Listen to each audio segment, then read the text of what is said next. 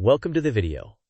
Today we'll unpack how IRA recharacterization can legally and efficiently reduce your adjusted gross income. We'll contrast a common mistake, simply withdrawing a Roth contribution and redepositing it into a traditional IRA, with the correct strategy, recharacterization. Along the way, we'll address deduction limits, key deadlines, the backdoor Roth, and practical steps to execute this with your custodian.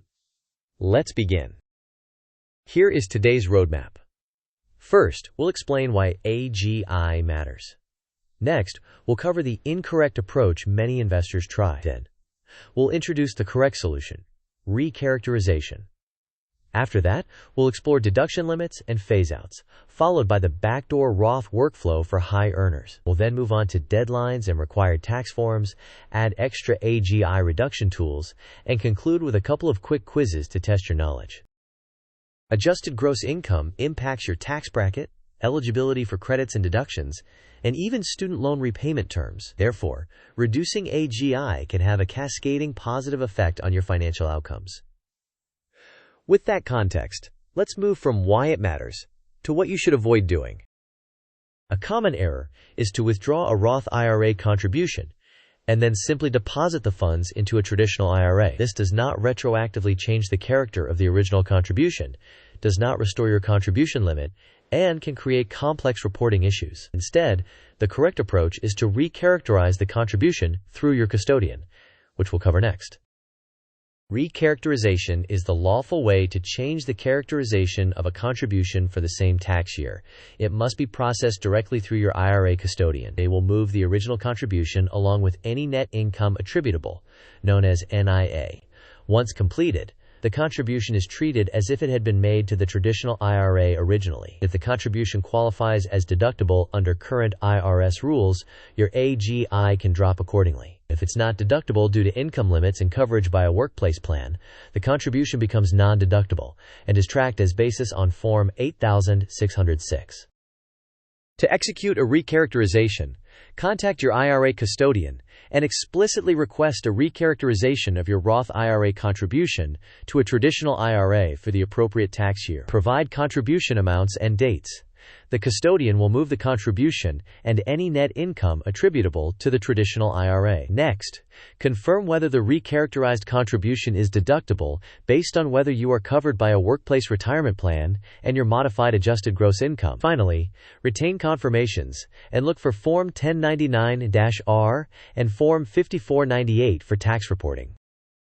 On the left, recharacterization is executed by the custodian, includes net income attributable, and properly changes the character of the contribution for the year. It can lead to a deduction and lower AGI if you're eligible. On the right, withdrawing and redepositing does not retroactively change the contribution's character, can create contribution limit problems, and often increases tax reporting complexity without a guaranteed AGI benefit. Quiz time. Question: which action actually changes a same-year Roth contribution into a traditional contribution for tax purposes? Options are A. Withdraw from Roth and redeposit into traditional yourself. B. Ask your custodian to recharacterize the contribution. C. Convert from traditional to Roth.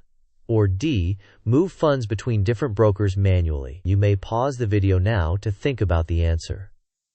We will discuss the answer in the next section. The correct answer is B. Only a formal recharacterization handled by your custodian changes the character of the contribution for that tax year. The other actions do not accomplish this goal. Here's the catch.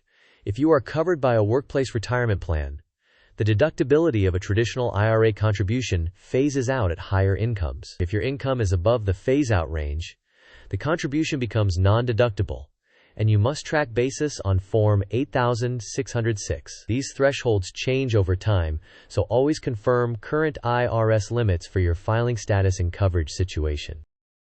These are illustrative 2024 example ranges for traditional IRA deduction phaseouts. If you are covered by a workplace plan, single filers face a phaseout around the high $70,000 to high $80,000 range. Married filing jointly, when the contributing spouse is covered, faces a phaseout around the low 120s to low 140s.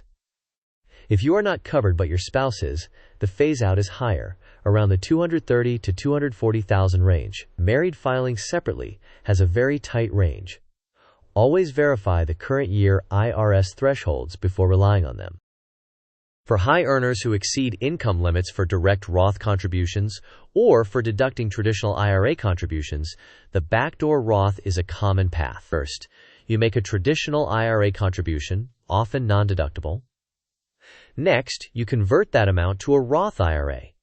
Be mindful of the pro rata rule. If you have pre-tax IRA balances across any traditional, SEP, or simple IRAs, the conversion can become partially taxable. Many people attempt to eliminate pre-tax balances by rolling them into an active 401k when allowed to simplify the tax treatment. Finally, you must file Form 8606 to report both the non-deductible basis and the conversion. This timeline will illustrate the key windows.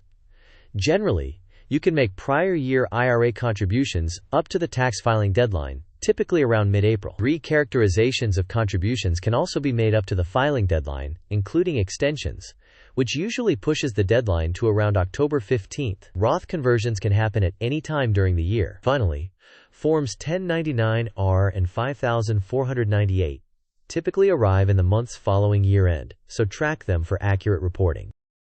Regarding tax reporting, expect Form 1099-R from your custodian for recharacterizations and conversions. You will also receive Form 5498, which confirms IRA contributions, recharacterizations, and account values. Form 8606 is critical for tracking non-deductible basis and reporting Roth conversions. Your tax return will reflect any eligible deductions. Ensure the basis is accurately reported to avoid double taxation. To further reduce AGI, start with employer-sponsored plans like 401k, 403b, and 457b to reduce taxable wages. If eligible, an HSA provides a triple tax advantage. Where available, consider healthcare and dependent care FSAs. Self-employed individuals may explore SEP or simple IRAs. Coordinate these moves with any recharacterization to ensure you do not inadvertently cross into or out of phase-out ranges. Finally, model your current year numbers before acting to avoid surprises. Second quiz. If you are covered by a workplace retirement plan and your income is above the IRS phase-out range, what happens to a recharacterized traditional IRA contribution? Options are A. Fully deductible. B. Becomes non-deductible and must be tracked on Form 8606. C. Disallowed and must be withdrawn. Or D. Automatically converts to a Roth contribution. You may pause the video now to think about the answer. We will discuss it in the next section. The correct answer is B. When your income is above the phase-out range and you are covered by a workplace plan, the traditional IRA contribution is not deductible. You must track the non-deductible basis on Form 8606 to prevent double taxation in the future. Please note that this content is educational only and is not tax, legal, or investment advice. Tax laws and thresholds change, so always verify current IRS rules and forms. Consult your custodian and a qualified tax professional before making any changes. Any numbers presented are examples and should be confirmed for the current tax year. In summary, avoid withdrawing and redepositing to change contribution character. Instead, request a recharacterization through your custodian. Deductibility depends on your income and workplace plan coverage.